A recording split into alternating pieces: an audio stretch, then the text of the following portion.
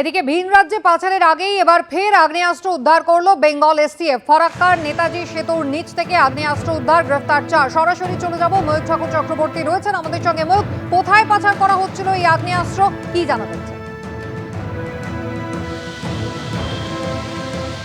দেখো, প্রথমে যেটা বলা প্রয়োজন কুসুমিতা, কিছুদিন আগে বেঙ্গল এসটিএফ হাওড়া স্টেশনের সামনে থেকে বিপুল পরিমাণ আগ্নেয়াস্ত্র এবং লাইভ কার্তুজ উদ্ধার করলো।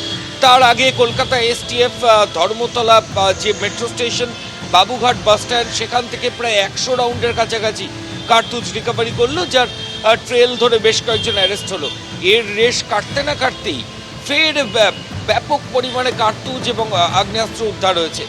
যেটা বেঙ্গল এসটিএফের তরফ থেকে বলা হচ্ছে যে ফারাক্কার নেতাজি সেতু তার নিচে গোপন সূত্রে খবর পেয়ে সেখানে বেঙ্গল এসটিএফের অফিসিয়ালসরা তল্লাশি অভিযান চালান এবং সেখান থেকে 4 জনকে গ্রেফতার করা হয়।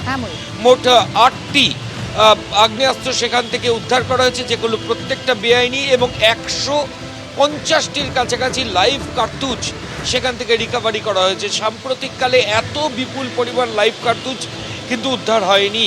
কিছুদিন আগে ধর্মতলা, কলকাতা, হাওড়া স্টেশন, হাওড়া ফেরিঘাটের পর এবার ফারাক্কার নেতাজি সেতু। প্রত্যেক ক্ষেত্রে পুলিশ আধিকারিকরা, স্টেফ অফিসিয়ালসরা বলছেন যেগুলো কনসাইনমেন্টে আসছে, এগুলো এখানে অর্ডার দেওয়া হচ্ছে এবং সেই অর্ডারের কারণে এগুলো ডেলিভারির জন্য আসছে।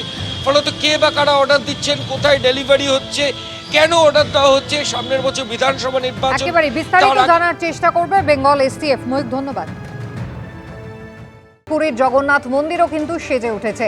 শুক্লপক্ষের পুণ্যতিথিতে আজকে রথের রশিতে টান পড়বে। রথের রশি ছুঁতে ভিড় জমিয়েছেন কাতারে কাতারে পুণ্যার্থী।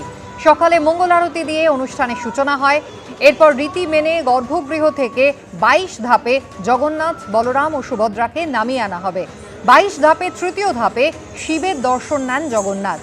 এরপর দুলিয়ে দুলিয়ে বাজনা বাজিয়ে বিগ্রহকে তোলা হবে রথে, যা পহণ্ডি নামে পরিচিত।